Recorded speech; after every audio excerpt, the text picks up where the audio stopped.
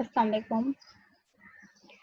Dear students, we are starting lecture number 12 on unit 3, which is logarithm. Many students have a question, what is log? तो basically log जो है वो एक write down करने का method है जिसमें numerical values को हम लोग जो है वो write down करते हैं। जैसे exponential form होती है, इसी तरह logarithm form भी होती हैं। तो लॉगरिथम जो है वो बेसिकली जो है हमारे पास डिफरेंट बेस के साथ हो सकता है। लाइक लॉग ई की फॉर्म में हो सकता है, लॉग 2 के फॉर्म में हो सकता है, डिफरेंट बेसिस के साथ होता है। लेकिन मोस्ट कॉमनली जो है वो हम लोग लॉग जो है वो बेस 10 के साथ यूज़ कर रहे होते हैं। और इसमें ये जो लॉग ई है ये हमारा नेचुरल लॉगरिथम काउंट होता है। और लॉग 2 जो है इसको हम लोग बाइनरी लॉगरिथम भी कहते हैं। और ये डिफरेंट लॉगरिथम्स होते हैं जिसमें हम लोग न्यूमेरिकल वैल्यूज को राइट डाउन करते हैं। कुछ लॉज है हमारे पास, लाइक हमारे पास लॉग एक ए बी का लॉग है, ये प्रोडक्ट लॉग काउंट होता है। अगर आपके पास कोई प्रोडक्ट वैल्यूज है, यानी कि ब्रैकेट है और उसके अंदर दो वैल्यूज प्रोडक्ट फॉर्म में राइट डाउन है, तो जैसे आप इस वैल्यू पे लॉग अप्लाई करेंगे देन प्लस का साइन आएगा। लॉग विद बेस ए के साथ जाएगा and log with base a b के साथ भी अप्लाई होगा और पीछे प्लस का साइन आएगा। तो ये जो लॉज हैं ये आपने याद रखने हैं, ये आपको हेल्प आउट करेंगे एक्सरसाइज 3.3 एंड 3.4 सॉल्व करने के लिए। सेकंड जो हमारा लॉ है वो क्वोशंट लॉ काउंट होता है। इसमें हमारे पास बेसिकली इस फॉर्म में जो है वो वैल्यू राइट डाउन होगी, और जब भी इस फॉर्म में वैल्यू राइट डाउन होगी और आप उस पर लॉग अप्लाई करेंगे, ब्रैकेट ओपन करेंगे, तो आपके पास फर्स्ट वैल्यू का लॉग आएगा इस तरीके से। और क्योंकि ये क्वोशंट का लॉ है तो हमारे पास जो डिवाइड है वो माइनस में कन्वर्ट हो जाएगा, यहाँ पे माइनस का साइन आएगा। और हमारे पास जो सेकंड वैल्यू है उस पर आप लॉग अप्लाई कर देंगे इस तरीके से। इसी तरह अगर आपके पास कोई ऐसी वैल्यू है जो एक्सपोनेंट के साथ लिखी हुई है, देन आप उस पर जब लॉग अप्लाई करेंगे तो उसका जो भी वट एवर एक्सपोनेंट है वो इस साइड पे मूव कर जाएगा, वो फ्रंट पे आ जाएगा और आप सिंगल वैल्यू पे लॉग अप्लाई करेंगे। जैसे log of A power P जो है, इसको अगर हम लोग सॉल्व करेंगे तो पी ए की जो पावर पी थी, एक्सपोनेंट था, वो यहाँ आ जाएगा। देन आप लॉग विद बेस ए जो है वो इन पे अप्लाई कर देंगे। एक क्वेश्चन देख लेते हैं जो एक्सरसाइज 3.3 से लिया गया है। ये क्वेश्चन नंबर 1 है। इसमें हमारे पास ये हमारा क्वेश्चन है x cube y and g square upon में है। तो सबसे पहला जो लॉ इस पे अप्लाई हो रहा है, ये हम तीनों लॉ में से जरा चेक करें कि हमारा कौन सा लॉ अप्लाई हो रहा है।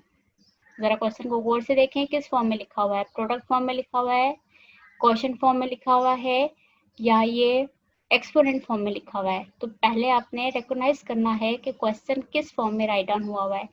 तो हमारा क्वेश्चन एग्जैक्टली इस फॉर्म में राइट डाउन है जिसमें दो वैल्यूज हैं और डिवाइड है, अपॉन के साथ हैं, फ्रैक्शन के साथ हैं। तो हम ऑब्वियसली हमारा जो सेकंड लॉ है उसके अकॉर्डिंगली हम इसको लॉग अप्लाई करेंगे। लॉग अप्लाई करने का मेथड ये है कि आप फर्स्ट वैल्यू के साथ लॉग अप्लाई करेंगे, देन माइनस का साइन आएगा और सेकंड वैल्यू के साथ लॉग अप्लाई करेंगे। अब सेकंड स्टेप में मजीद देखेंगे, अगर आप यहाँ पे गौर से देखें तो हमारे पास दो वैल्यूज प्रोडक्ट फॉर्म में आ रही है। तो यहाँ पे हमारा अगेन फर्स्ट लॉ अप्लाई हो रहा है। जब दो वैल्यूज प्रोडक्ट फॉर्म में होती हैं तो लॉग जो है वो दोनों पे अलग अलग अप्लाई होता है।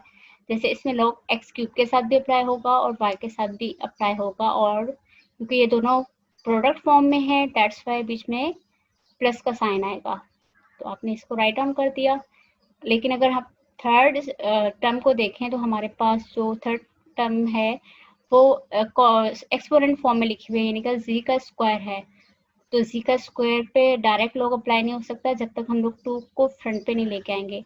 तो इस वाले स्टेप में हम लोग के पास 2 फ्रंट पे आ गया और लॉग जी पे अप्लाई हो गया, लाइक ये वाला था। कैसे करना था, जो भी आपकी पावर होती है वो यहाँ से फ्रंट पे आ जाती है एंड देन आप सिंगल वैल्यू पे लॉग अप्लाई कर देते हैं। सेम यही वाला स्टेप हमने यहाँ पे किया है। मैंने इसको, ये जो आपको रेड में पावर नजर आ रही है ये फ्रंट पे आ गया यहाँ पे एंड लॉग जी पे अप्लाई हो गया। अब इसको मजीद सिंप्लीफाई करेंगे। अब थर्ड स्टेप में देखिए हमारे पास क्या है। थर्ड स्टेप में अगेन हमारे पास log with base A X cube के साथ है। क्यूब को पहले सॉल्व कर लेंगे, क्यूब फ्रंट पे आ जाएगा और लॉग जो है वो एक्स पे अप्लाई हो जाएगा। इस पे सिंपल है, लॉग यही आएगा एंड ये भी सिर्फ ऐसे ही राइट डाउन कर देंगे एंड दैट्स इट। यहाँ तक आप क्वेश्चन को सॉल्व करेंगे। अच्छा, कुछ क्वेश्चन ऐसे होते हैं जिसमें हमारे पास change of base in logarithm करना पड़ जाता है। इसमें ये होता है कि आप जो है मोस्टली जो है वो किसी भी क्वेश्चन को सॉल्व करने के लिए उसकी जो बेस है उसको चेंज कर सकते हैं और ये उसका मेथड है। फिलहाल तो अभी ऐसा कोई क्वेश्चन नहीं है आपकी एक्सरसाइज में, कमिंग एक्सरसाइज में, लेकिन ये है कि ये एक बेसिक फॉर्मूला है तो मैंने आपके लिए यहाँ पे राइट डाउन कर दिया। इसमें बेसिकली ये जो है बेस हम लोग से राइट डाउन करते हैं और मोस्टली हम लोग ये बेस 10 लेते हैं। Why do we still learn logarithm? Logarithm में ऐसा क्या है कि इसको स्टिल अभी तक पढ़ा जा रहा है? तो यहाँ पे मैंने कुछ इन्फॉर्मेशन आपके लिए राइट डाउन कर दी है कि बेसिकली जो लॉग्स होते हैं, लॉग होता है वो मल्टीप्लिकेशन एंड डिवीजन में की तरह मोस्ट कॉमनली यूज नहीं हो रहा, लेकिन ये हमें बहुत हेल्प आउट कर रहा है। कहाँ पे?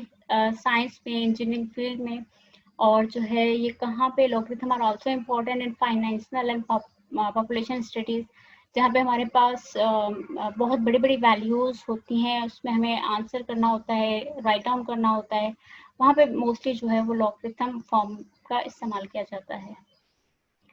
मोस्ट कॉमनली जो हमारे पास यूज हो रहा है वो लॉग विद बेस 10 है। लॉग विद बेस 10 का मतलब ये है कि हमारे पास अगर आपसे कहा जाए कि 10 का लॉग लें तो 10 का लॉग जो है वो 1 आएगा विद बेस 10। बेसिकली हमारे पास ये 1 ये बता रहा है कि हमारे पास 10 के साथ कितने ज़ीरोस हैं।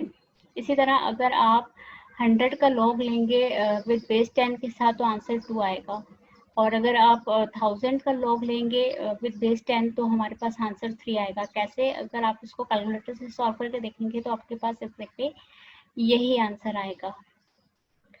लॉग ई जो है इसको हम लोग नेचुरल लॉगरिथम कहते हैं और इसको इन शॉर्ट जो है वो ln भी लिखा जाता है। और लॉग ई जो है, लाइक आपने 20 का लॉग नेचुरल लॉग लेना है तो आप इसको इस तरीके से भी राइट डाउन कर सकते हैं और ln 20 भी राइट डाउन कर सकते हैं। यहाँ पे क्वेश्चन ये है कि व्हाट इज ई, और तो ई जो है बेसिकली एक मैजिकल नंबर है, या इसको इरेशनल कांस्टेंट भी कहते हैं, या इसे इरेगुलर नंबर भी कहते हैं। तो अगर आप इसको कैलकुलेटर से इसकी वैल्यू को चेक करें तो आपके पास कुछ इस टाइप की वैल्यू आएगी, 2.281 समथिंग इस तरह की वैल्यू आएगी, जो एक इरेशनल नंबर है।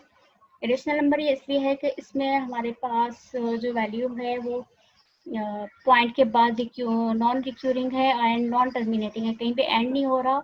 और एक और चीज़ अगर आप ऑब्जर्व करें तो इसमें कोई भी डिजिट रिपीट नहीं हो रहा, दैट्स वाई इसको इरेशनल कांस्टेंट भी कहा जाता है।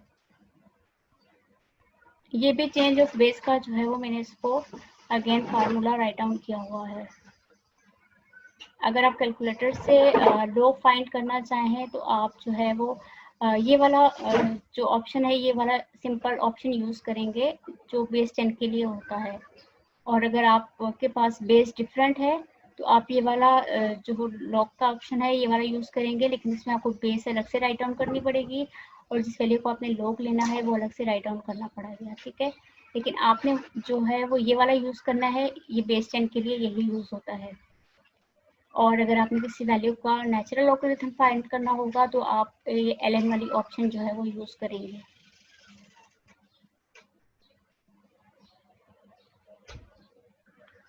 अच्छा, एक और कुछ इन्फॉर्मेशन भी है। Each of the mentioned base are typically used in different application.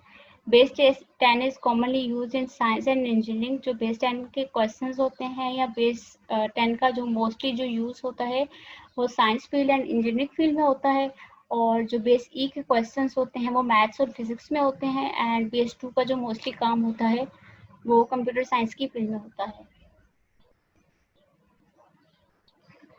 This your home task, आपने एक्सरसाइज 3.3 एंड 3.4 सॉल्व करनी है, उसमें यही तमाम कॉन्सेप्ट्स शामिल हैं। Best of luck. अगर आपको किसी को कोई चीज़ समझ नहीं आई है तो आप कांटेक्ट कर सकते हैं। आज के लिए इतना ही, अपना ख्याल रखिएगा और क्वेश्चन सॉल्व कर लीजिएगा और मुझे बताइएगा अगर आपको कोई भी प्रॉब्लम हो। टेक केयर, अल्लाह हाफिज़।